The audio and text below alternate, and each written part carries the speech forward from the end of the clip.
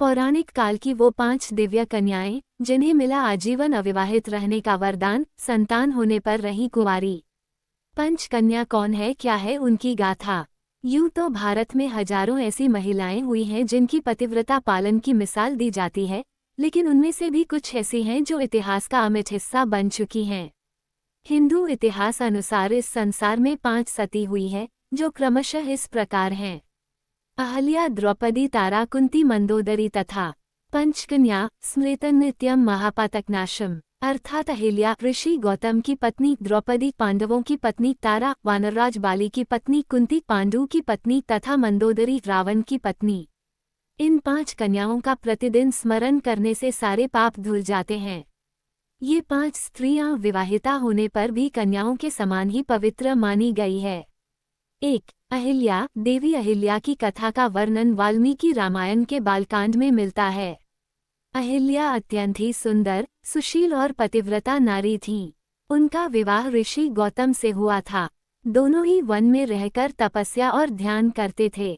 शास्त्रों के अनुसार शचीपति इंद्र ने गौतम की पत्नी अहिल्या के साथ उस वक्त छल से सहवास किया था, जब गौतम ऋषि प्रातःकाल स्नान करने के लिए आश्रम से बाहर गए थे। लेकिन जब गौतम मुनि को अनुभव हुआ कि अभी रात्रि शेष है और सुबह होने में समय है, तब वे वापस आश्रम की तरफ लौट चले। मुनि जब आश्रम के पास पहुंचे तब इंद्र उनके आश्रम से बाहर निकल रहा थे। इन्होंने इंद्र को पहचान लिया। इंद्र द्वारा किए गए इस कुकृत्य को जानकर मुनि क्रोधित हो उठे और इंद्र तथा देवी अहिल्या को शाप दे दिया। देवी अहिल्या द्वारा बार बार क्षमा याचना करने और यह कहने पर कि इसमें मेरा कोई दोष नहीं है, पर गौतम मुनि ने कहा कि तुम शिला बनकर यहाँ निवास करोगी। त्रेतायुग में जब भगवान विष्णु राम के रूप में अवतार लेंगे, तब उनके चरण रज से तुम्हारा उद्धार होगा। 2. द्रौपदी। कहते हैं कि द्रौपदी का जन्म यज्ञ से हुआ था, इसीलिए उसे याज्ञनी कहा जाता था। द्रौपदी को पंचकन्याओं में शामिल किया गया है। द्रौपदी अत्यंत धीरजवान, पवित्र और महान महिला थी। महाभारत काल में ये 5 पांडवों की पत्नी थी। द्रौपदी के चीरहरण प्रकरण में श्री कृष्ण ने द्रौपदी की लाज बचाई। 3. तारा। तारा एक अप्सरा थी जो समुद्र मंथन के दौरान निकली थी। बाली और सुषेण दोनों ही इसे अपनी पत्नी बनाना चाहते थे।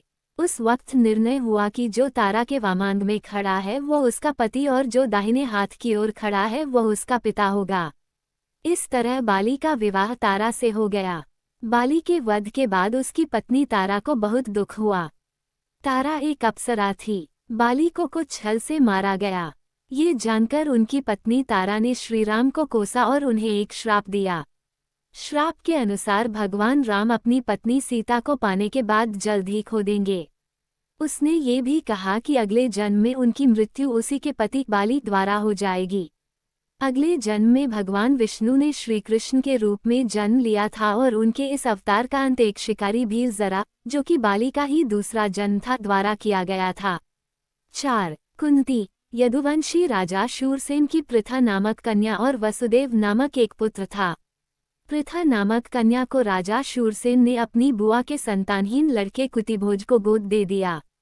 कुतिभोज ने इस कन्या का नाम कुंती रखा। इस तरह पृथा अर्थात कुंती अपने असली माता पिता से दूर रही। जैसे दशरथ ने अपनी पुत्री शांता को अंगदेश के राजा रोमपद को गोद दे किया था।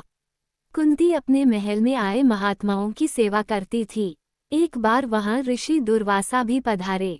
कुंती की सेवा से प्रसन्न होकर दुर्वासा ने कहा, पुत्री, मैं तुम्हारी सेवा से अत्यंत प्रसन्न हुआ हूँ, अतः तुझे एक ऐसा मंत्र देता हूँ जिसके प्रयोग से तू जिस देवता का स्मरण करेगी वह तत्काल तेरे समक्ष प्रकट होकर तेरी मनोकामना पूर्ण करेगा। इस तरह कुंती को एक अद्भुत मंत्र मिल गया। कुंती का विवाह हस्तिनापुर के राजा पांडु से हुआ था। कर्ण सहित कुंती के युधिष्ठिर, अर्जुन और भीम नामक 3 और पुत्र थे। नकुल और सहदेव पांडु की दूसरी पत्नी माद्री के पुत्र थे। 5. मंदोदरी। 5 कन्याओं में से एक मंदोदरी को चिरकुमारी के नाम से भी जाना जाता है। मंदोदरी राक्षसराज मयासुर की पुत्री थी। रावण की पत्नी मंदोदरी की मां हेमा एक अप्सरा थी। अप्सरा की पुत्री होने की वजह से मंदोदरी बेहद खूबसूरत थी, साथ ही वह आदि दानव भी थी। भगवान शिव के वरदान के कारण ही मंदोदरी का विवाह रावण से हुआ था। मंदोदरी ने भगवान शंकर से वरदान मांगा था कि उनका पति धरती पर सबसे विद्वान और शक्तिशाली हो। मंदोदरी से रावण को जो पुत्र मिले उनके नाम हैं मेघनाद, महोदर, प्रहस्त, विरूपाक्ष।